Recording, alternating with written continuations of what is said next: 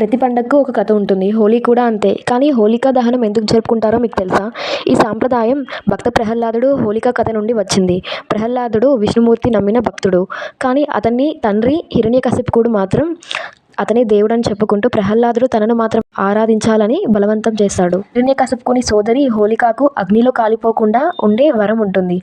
అందుకే ఆమె ప్రహ్లాదుడిని మోసగించి తనతో పాటు అగ్నిలో కూర్చోపెట్టుకుంది.